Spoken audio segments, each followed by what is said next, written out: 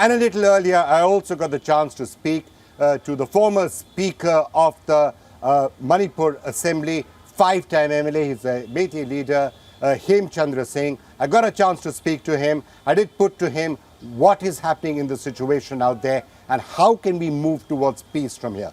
This is my conversation with Hemchandra Singh. Well, to try and get a perspective on what exactly is happening in Manipur and what the way forward is, how can peace return, it's a great pleasure to be joined by Hemchandra Singh, who is former Speaker of the Manipur Assembly, 5 times MLA, senior statesman in a sense, Mr. Singh, if I can call you that. The very disturbing scenes that we have seen in Manipur.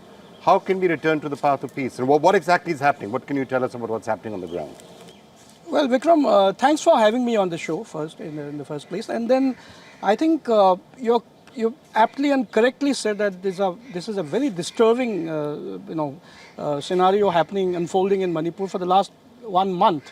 And I think to put the things in right perspective, I'll very briefly, although this has been discussed, this discussion has been going on, but just to put it in right perspective, because your show is watched all over the world. And your channel is something which is watched all over the world, and it has a very international appeal.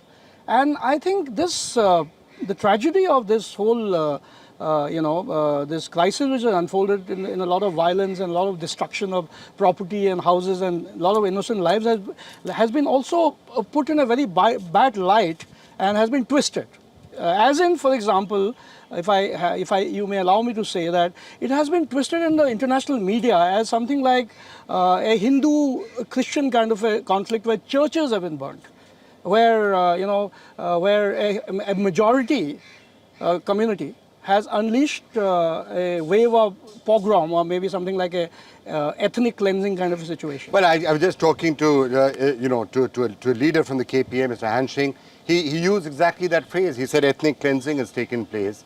People have been driven out. There's been systematic attacks taking place.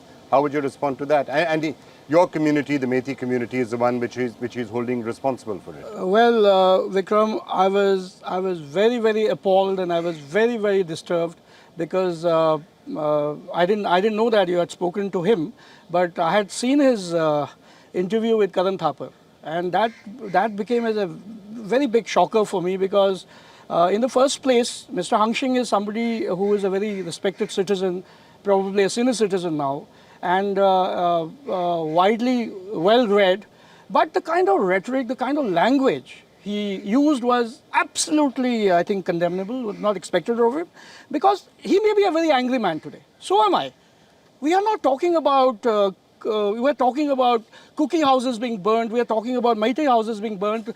Lives lost on both sides. They're dead, lying in the mortuaries for a month without giving them the due rights, the due, regard to the dead, not cremated, not buried. And this is a time when we have to think about a way ahead. It's possible. Till yesterday, I was a little emotional. Till yesterday, I was a little angry. But Mr. Hansing, by using words like genocide, ethnic cleansing, total separation, because there was a paucity of time, but it is absolutely sad. I think we should retract from this. Violence is certainly condemnable, and assuming you would condemn it. Absolutely. All the killings have to stop. All the acts of arson have to stop. All the attacks on all sides have to stop. That's step number 1. Now, we've had the Home Minister who spent a fair amount of time right now in Imphal. And it was interesting that both the sides seem to have greeted him. The Meitei, the Kukis were lining the roads, waving the national flag and saying he'd come. Do you think this has the prospect of peace as a result of this? Absolutely. We have to think like that. And I think we have to go beyond, beyond blaming each other, who's responsible, what has happened, and not that. And please, for God's sake, today I am not speaking as a Meitei, but the position of the Meiteis has been so maligned because of a majority community which has 55% population in just 8%, or maybe if you reduce the Loktak Lake and our water bodies, practically speaking, Vikram, you know it, that we inhabit a place which is cohabited by everybody. Here the Kukis are there, the Nagas are there, all the 34 other smaller tribes are there, including the Meitei Pangals, that is the Meitei Muslims. So basically, look at the immense pressure, and not to speak about the liberal attitude which you've always had, the Meiteis. So no, just let me finish this. This whole concept of radicalization, this whole concept of demonizing a majority community and then putting this in a different, processing it in a different light in the international media tarnishes the whole image of our country as well. So what the Kuki side is saying is that that's what's happening to them. They're being called terrorists, they're being called drug smugglers, they're being called drug peddlers, links to narco-terrorism. They're saying that also is unfair. No, absolutely not. It is very incorrect to call the cookies terrorists and, the poppy planters and drug traffickers. Absolutely not. It is absolutely incorrect. But having said so, you cannot undermine the fact that narco-terrorism is going on. Look at the junta, look at the Burmese, the international porous border problem issue. And these are those immigrants who are not actually even Indian citizens. But see, culturally, there are people of the Kuki, Chin, Mizo origin in Burma, in Myanmar. And it's a porous border. It's not like the Indo-Pakistan border where it's fenced and all. So basically, it's the same culture, same ethos, same way of living. But then there is an immense problem which has not been there before. Because there's a huge amount of human migration, and over a period of time, it has become a problem. And Manipur has been hijacked. I'm talking about, please put it on record, it's not just the Meiteis, not just the Nagas or any other, even the Kukis. They've been hijacked by these so-called terrorists, if I may call them. These are these armed groups which are probably, in my mind, mostly have come from across the border, and it is now threatening the very, I think, national security of the country, not to speak about bringing about radicalization, bringing about this... I'm just trying to, I'm hearing what you're saying. I'm just trying to find the path forward. Now, look, let's accept it. A lot of the Northeast was actually up in flames till not that long back, right? 15 years, 20 years ago, Assam had issues, Nagaland had militancy, even Mizoram had militancy, Tripura had militancy. All of it seems to be dying down. Manipur is fast appearing as the one place where there is still a certain amount of violence and tension. And I'm sure you as a senior statesman out there would like that image to go in for full peace to return. So how? What are the next steps? Oh, that's very positive, Vikram. And by the way, it is not a correction, but see, on the contrary to what you have just said, Manipur actually was leading, literally. Manipur was not leading in the Northeast, please, if I may say. Manipur was leading in the entire country. Yes. You will be surprised, or maybe I think you know better, that the Times of India awarded Manipur as the best developing state for 3 consecutive years. There were Kuki restaurants opened up. There's a place in Churachandpur where the center of the storm, there's a place called Galjang. Very nice waterfall. That's a nice touristy place where everybody goes. So how do we return to that, Mr. Singh? Let me come back to it, because you have to also see it, that the forces behind and what is being all distorted. So if people like, say, I don't want to sound personal now, but if we start talking a language, because for example, there's a counter accusations and accusations going on around the town, but please put the facts right. The violence erupted in Churachandpur. It was not started by the Meiteis. I'm not saying who started it and who did it, and let's not get into the who came first, the hen or the egg. It doesn't matter. It's the way forward now. I'm very happy that the Home Minister is stationed in Imphal and is meeting everybody, and I hope that in the next few days as we are talking, things will be improving, and that is the way forward. But at the same time, there's a strong design.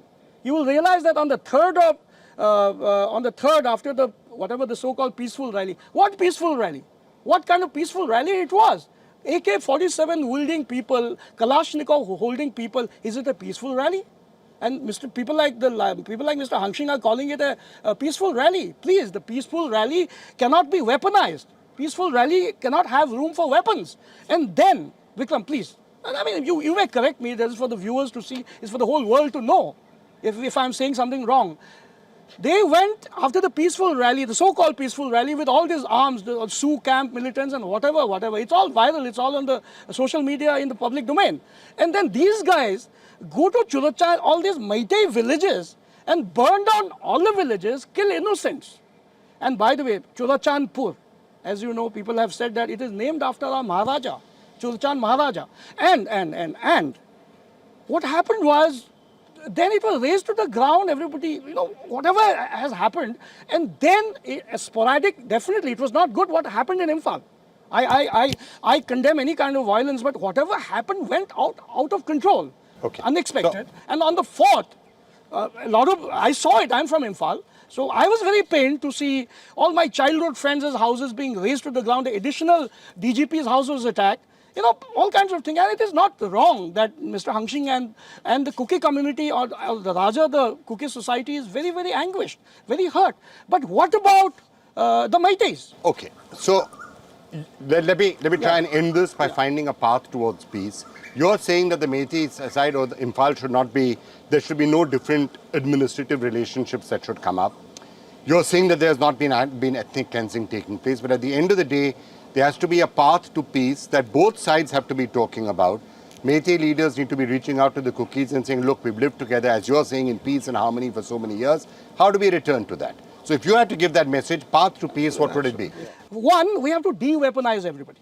Okay. I'm sure the Home I think Minister, everyone agrees, fine, de-weaponize. De-weaponize everybody. No more killings, no more killings.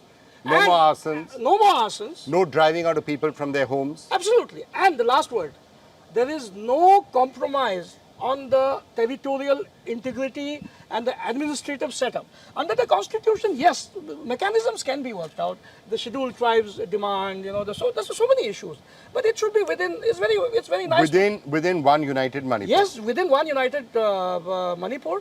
And by the way, it is not impossible in my mind. Impossible is not, it doesn't exist in my vocabulary. It should not exist in the vocabulary of Manipur. And we have to think about living together again, which is possible. It may take time, but then what is non-negotiable to me, non-negotiable, which cannot be thought about, is compromising with the territory of Manipur and then separating it into, you know, like separate administrative units. Then what are we then? This is Meitei district, this is Kuki district, that doesn't work. Because see, the whole ethos of our secular, harmonious, heterogeneous existence will be defeated. All right. Mr. Hemchandra Singh, I think you've been very clear, you've been very emphatic on what needs to be done. Thank you. Thank you so much. Such a pleasure talking to you. Thank you very much. Thank you.